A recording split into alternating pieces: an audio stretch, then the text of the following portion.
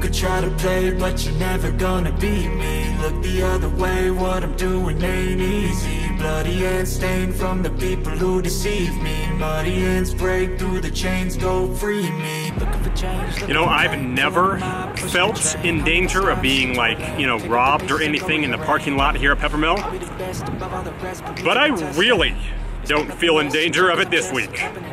A police convention here at Peppermill. Convention's kind of the lifeblood of casinos in a big sense, mainly in Vegas, but also here in Reno. So that's what's going on here today as we begin vlog 183. It'll be the first time that I've ever given away a tournament seat on a vlog. We'll do that coming up at the end, but obviously I ran insanely good last week. I've played 3 sessions since that time, and I've lost in all 3 of them. So, things turning around a bit, work to do as we go check out this 5-10 game. Try to play, but you're never gonna beat me. Look the other way, what I'm doing ain't easy. I get into the poker room at 1 p.m. and there is 1 seat open on a 5-10 game on table 1.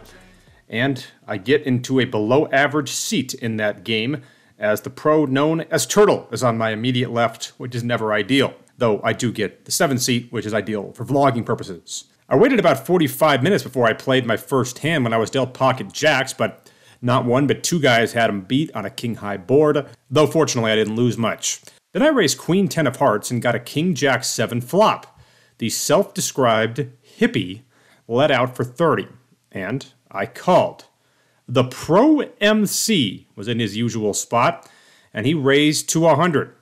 Now that then enabled the hippie to jam all in for 700, which was a revolting development, forcing me out of the pot on what was a very interesting flop for me. Then the pro MC decides to fold his hand with 1/3 of his stack having already been committed to the pot.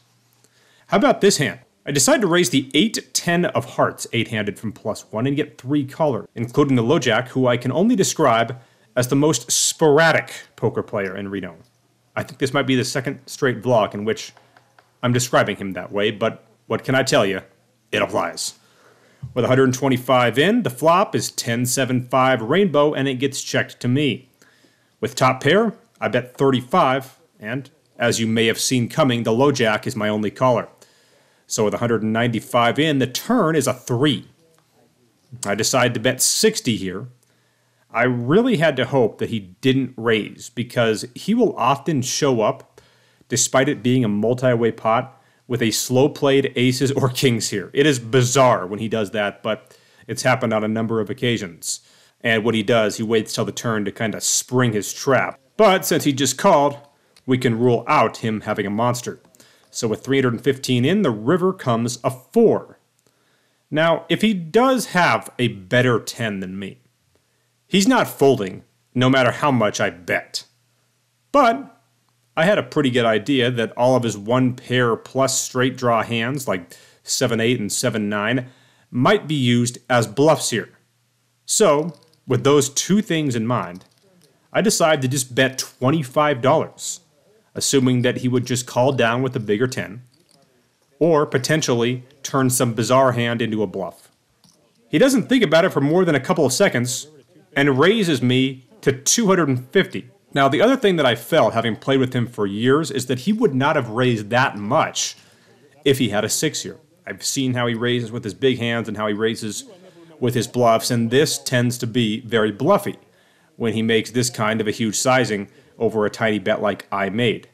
I could be wrong, but I really felt that he did not want me to call him here, so I decide to do that. I toss in a chips, creating an $815 pot, and he says, damn it, I couldn't bluff him. So, as I'll do against non-pros, I fast roll my hand over, and he says, oh! And he tables King 10 offsuit. Oh, bluffing with the best hand. For the winning hand. There's no worse feeling in poker than a guy accidentally value betting you and you paying off, but that is what happened to me here. I then played a hand where Turtle had raised, and the hippie jammed all in on the flop, which made me laugh a little bit in and of itself, and it turned out that Turtle was making a move with the Robbie, something I'm guessing has been happening in poker rooms all over the country this past week. Speaking of Turtle, he's in the winner's straddle on the button. And for the first time in quite a few vlogs, I'm cruising down the street in my 6-4. An aggressive player on my right makes it 25, and I come in from the cutoff. The button completes, and with 80 in, it comes King 10-6, 1 diamond. The hijack bets 50, and I make the call, with the button coming in as well. And with 230 in, the turn is a very interesting card for me. It's the ace of diamonds, and the hijack checks. Adding this equity here, and knowing that if the button has a king, it's probably a really weak one, having just called in the straddle position, I figured a semi-bluff was worth a shot, getting the single best card in the deck to bluff on. I bet half pot, making it 115. The button folds instantly, and the hijack thinks about it for a second before showing King 7 offsuit and tosses it into the muck, so we get away with one there. Then we get a vlog first. It came when Turtle, who watches this vlog, straddles the button, and I limp in with pocket 4s, as does one other. With 35 in, the flop is 10-5-3 rainbow. It gets checked to me, and I bet out for 35 here based on the fact that I felt pretty confident that these two guys didn't have anything and they would fold. Turtle, though, decides to make the call, and then he tells me to look to my right. I figured it was because there was something on TV he wanted me to see, but he wanted to show his hand to my camera. This is a vlog first. Utterly bewildered, I decided to check the turn and the river, and it turned out that I was up against the exact hand I wanted to be up against, but I didn't know it until later. So we take that one down, and we then had about $8,000 leave the table as the 10-20 game started on table 5. I thought about jumping in, that the lineup was not bad, but I opted to pass on it, though it was a close decision. I then picked up the 8-9 of diamonds and figured that a queen 3-3 flop was a decent candidate to run a 3-barrel bluff on, and it turned out that I was right, as it got through when front door hearts bricked out. After winning that hand, I was in the straddle, where 38% of the time, you get 8 deuce. Every time. That doesn't make sense. So the 10-20 game got going, and as a result, the 5-10 game became shorthanded and terrible. But I decided to stick it out and hope that it would get better. Spoiler alert, it would. As I've said on previous vlogs, I've been passing it up because the success that I've been having, the results that I've been putting up in this 5-10 game have been the best of my career, and I just don't want to mess with it. Playing 5-handed, I pick up 9s in middle position and make it 35. The hippie calls in the cutoff and we're heads up. With 85 in, the flop is 6-5-3 rainbow. I bet 35, and he raises to 100. Against him, I'm folding this hand approximately 0% of the time. So with 285 in, the turn is another 6, which I thought was a pretty good card for me. I check, and he bets 100 once more. Once again, there will be no folding. And with 485 in, the river comes a 10. I decide to check again, though in retrospect I should have been a value bet. And this time he doesn't bet, which means I'm definitely winning, which I do against pocket 4s. And with that, I'm back to the 1500 I bought in for after that disaster of a hand with the 8-10. Tabitha, you were supposed to be YouTube famous last week. No, don't. But the video disappeared. Oh, thank God. So we're going to have to settle for making you YouTube famous this week. I'm running away. She's gone. If you see me playing the 3-4 on this vlog, chances are something interesting is going to happen. I call the button $30 raise in the big blind, and the under the gun straddle completes. And with 90 in, it comes 7-3-4, 2 spades. With 2 pair, I decide to bet right out for 50, and under the gun makes the call. With 190 in, the turn is the 3 of spades, filling me up. I bet out for 90 here, and under the gun double checks his cards before making the call. With 370 in, the river is an offsuit deuce. And this is where I make a mistake. I know this player very well. He's very loose passive, and I should have known that he just had a 7 with a spade here.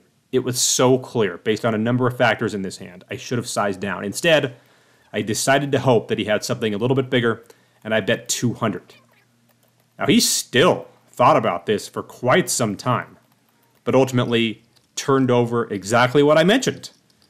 Ace-7 with the ace of spades and mucks the hand. So a sizing mistake costs me value on the river there. I didn't semi-bluff to short stack all in with the nut flush draw. Got called, and I'll be damned if I didn't drill that flush on the river, though my 10 and ace were also live in the hand. Then it folds to me on the button with the cutoff straddling. I have the premium holding of 5 deuce of diamonds and look to win that money with a $35 raise and a heads-up pot. That does not work. And with 70 in, the flop is 10-7-6 rainbow with 1 diamond. The cutoff checks, and I decide to bet 45 here, and once again, he calls. So with 160 in, the turn is the ace of diamonds. And for the second time in this vlog, I have the best possible turn card to fire a second barrel on, and damn it, I'm going to do it. So I make a bet of half the pot here, hoping to get him off of a 10. He thinks about it for a minute, but doesn't do any folding. So with 320 in, the river is another 7, and he checks. I could be wrong here. I don't think 5 high is going to be good in the showdown.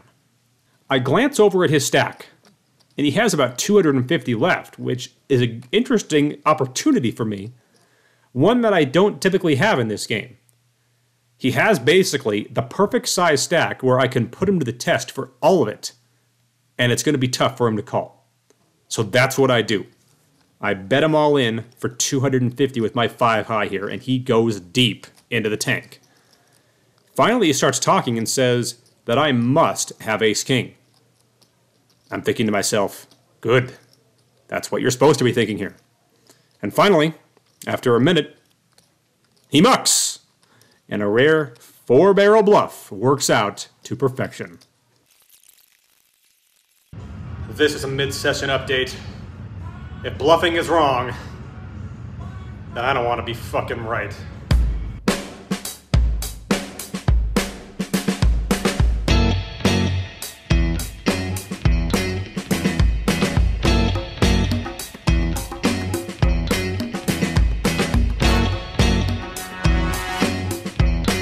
I did play pocket 6s in a limped pot from the hijack. With 60 in, the flop comes jack 8 deuce 2 hearts, but no one bets. I felt this was a really good time to just bet and take the pot down, as most made hands that beat me are stabbing at this board. So I bet 30, and a dealer who just got off work and jumped into the game in the 2-seat makes the call from the under the gun +1 position. So with 120 in, the turn is an offsuit 4. He checks again, and I decide to bet 70 here with the hope that he would either fold an 8 or call with a draw. Bart Hansen of CrushLifePoker.com talks about this as a spot for kind of a combo bet in that regard and how it can be a valuable tool at times. Anyway, he thinks about it for quite a while, something that I'd factor in a minute, and finally calls the 70. So with 260 in, the river is the 5 of hearts, and as you can see, he wastes less than a second and fires in 4 green chips. A much smaller bet, by the way, than I've seen him make in the past when he actually has big hands. So, after some deliberation, I decided that this is going to be a bluff a lot of the time. And I decide to make the call, creating a $460 pot, and he says, "You have me." And I say, "I hope so." I was not about to fast roll this hand here without getting a look at his hand after what had happened 7 hours earlier. He decides to simply not show, which makes me wonder if that would have happened in the other hand, if I didn't show, if the sporadic player, as I call him, would have just mucked that damn hand if I didn't show the frickin' thing. Let's just say I'm not going to be making that mistake again. Anyway, I don't have to show this hand, and a spot where I thought I might just be getting a small amount of super thin value turns into a very nice pot for me. Much nicer than I ever would have expected when I first saw that flop. The next 2 hours were miserable, though. I did pick up queens, jacks, and 10s over the course of those hours, but never got action on any of them. And all the other decent hands that I did play, I got too much action on and lost every single one, resulting in me losing about $350 over the course of that 2-hour stretch. 2 guys call a $10 straddle, which comes on the button in this next hand, and I have my favorite hand in the low jack and make it 50. All 3 of these guys make the call, and with 205 in, the flop is deuce, deuce, 3 rainbow, and under the gun bets out for 100. I'm never folding here, But the other two guys do fold. And with 305 in, the turn is another deuce. This time he bets 125, which I'm obviously going to call here again, especially against an aggressive opponent like this one. With 555 in, the river is a king, and now he decides to check. I mentioned I know this guy pretty well. Not extremely well, like some of the other guys I've mentioned today, but I've seen him play a number of times. And I felt like the most likely things that he's going to have here are either 4-5 for a missed draw, or a 3, given the fact that I had raised pre-flop and he donked into me. If he has the former, I've got to let him check raise bluff, obviously. And if he has the latter, I've got to make sure that he calls, so I make a really small bet that a 3 can't fold to. Figured that a $65 wager could accomplish both those things. He thinks about it for about 45 seconds. I'm actually kind of hoping he raises here. He doesn't. He just calls, giving us a $685 pot. I show my hand, and he does indeed have just a 3. I lose a few more small pots, but didn't get a rebate when I defended the rock with ace-9 of clubs and got a 9-high flop, and my opponent barreled 2 straights into me with just king-high, which was a nice way to wrap up about an 8.5-hour session, booking a decent win.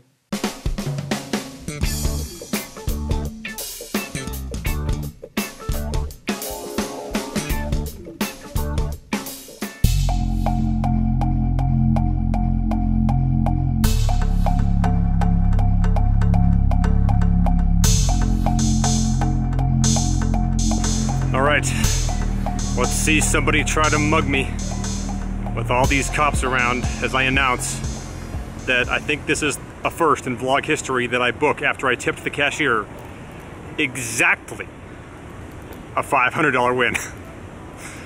I'm not going to say that I played the best poker I've ever played today, but it definitely felt like a $500 win where I had to really scratch and claw for it more than I normally do in this game. Usually, I don't know, I get in a cooler or something at least once or twice on the day when I book these wins, but didn't really happen on this instance. So happy that after one of the lowlights in vlog history, where I called that river with a pair of 10s with an 8 kicker and lost to the pair of 10s with the king kicker, that I was able to rally back. And by the way, don't tell me, do not come at me and tell me that I should have turned that hand into a bluff and re-raised him there. I am not here for that, because I just don't think that makes any sense. If you want to tell me it should have been a fold, fine, but I don't know, I felt very confident he was bluffing in that spot. I guess I turned out to be right in a weird way, but it's basically the worst feeling in poker, I think, when you bluff catch somebody in a spot like that and you still can't beat their hand. It's like, you know they want you to fold, but that part doesn't go your way. But still, another productive day here at PEPPERMILL.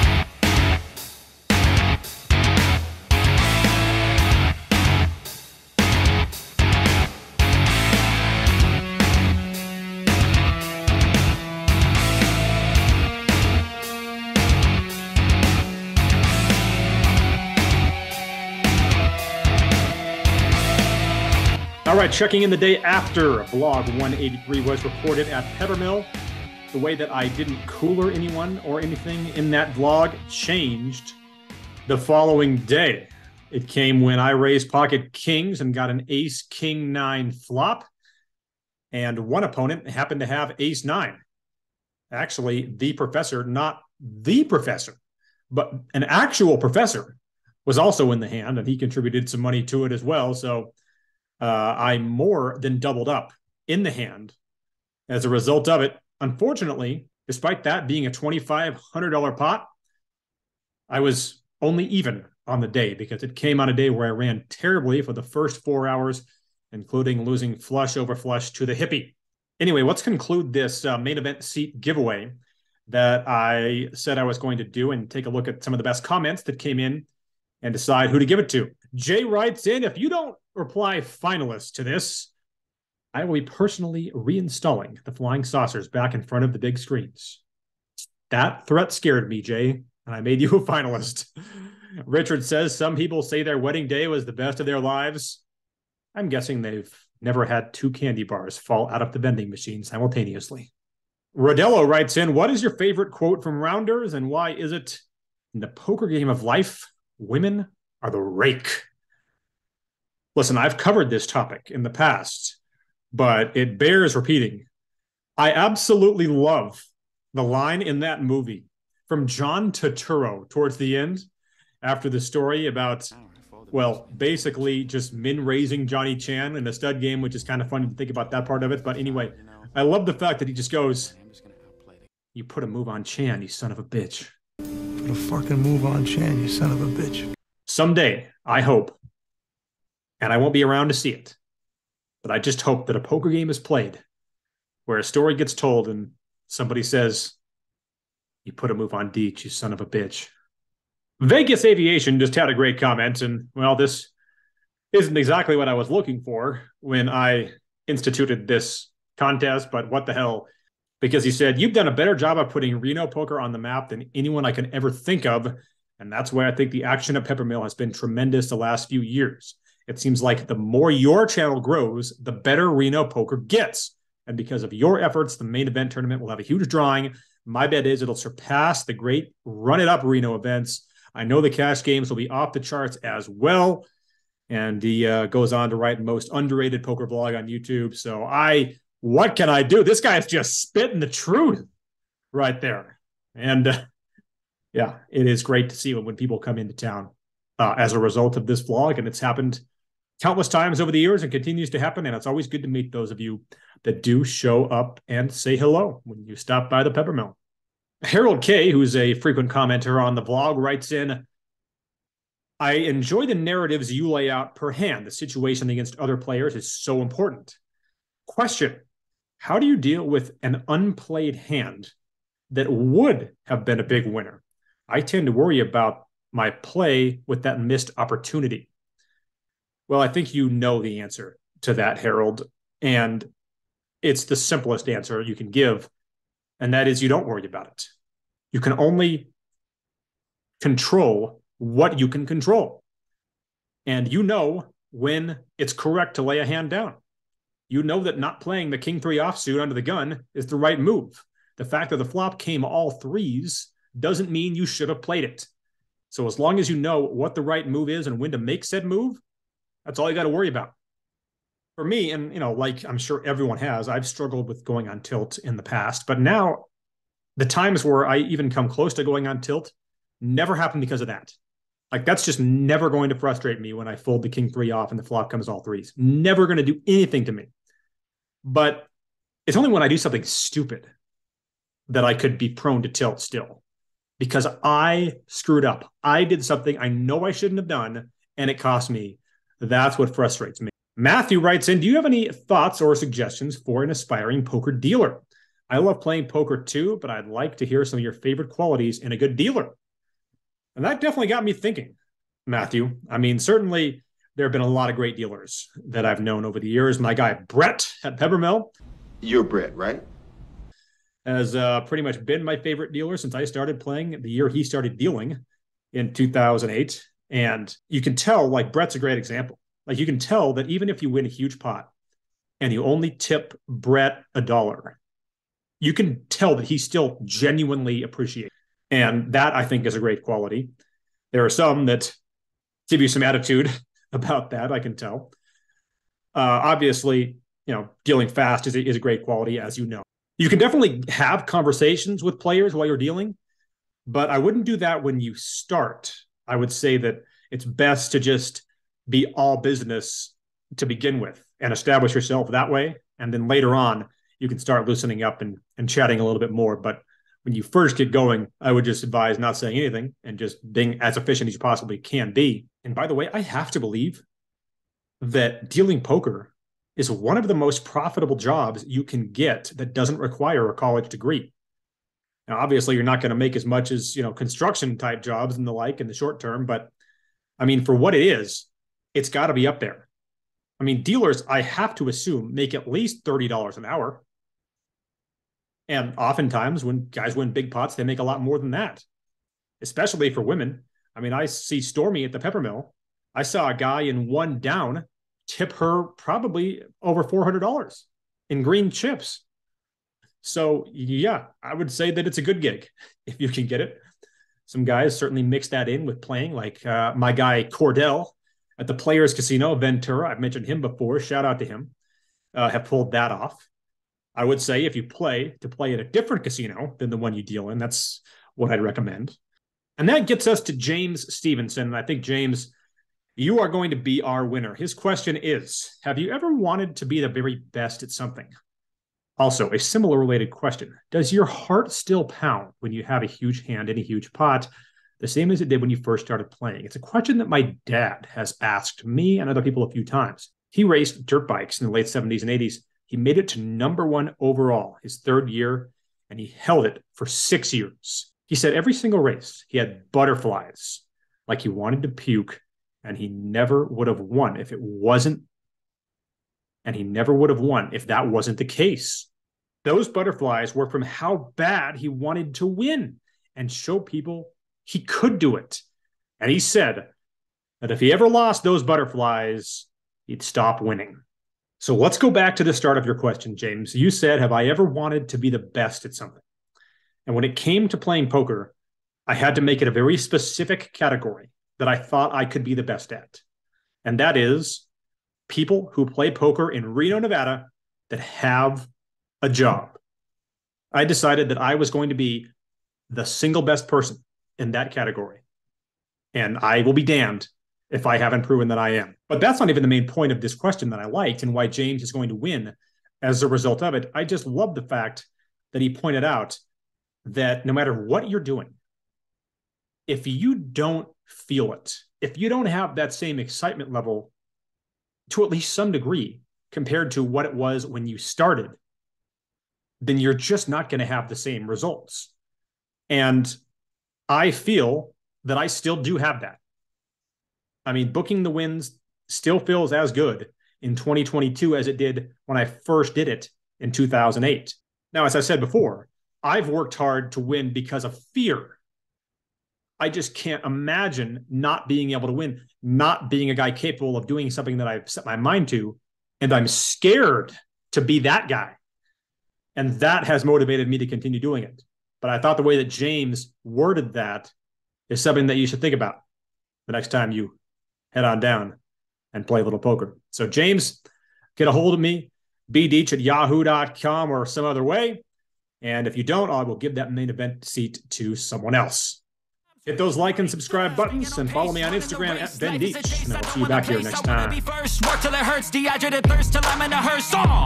High ambitions and the right mind can take you so far. It's like you lived a few lifetimes. Take off from a break off from the weak minds. They can stay soft. You can change lives. You create thoughts. Never waste time. You got one shot. You got one life. Better pop off. What do you like? Make a dream job. No 9-5. No mean boss. Just my life and free thoughts. You could try to play, but you're never gonna beat me. Look the other way. What I'm doing ain't easy. Bloody hands stained from the people who deceive me. Muddy hands break through the chains, go free me. People like sheep move feet, hurt it easy.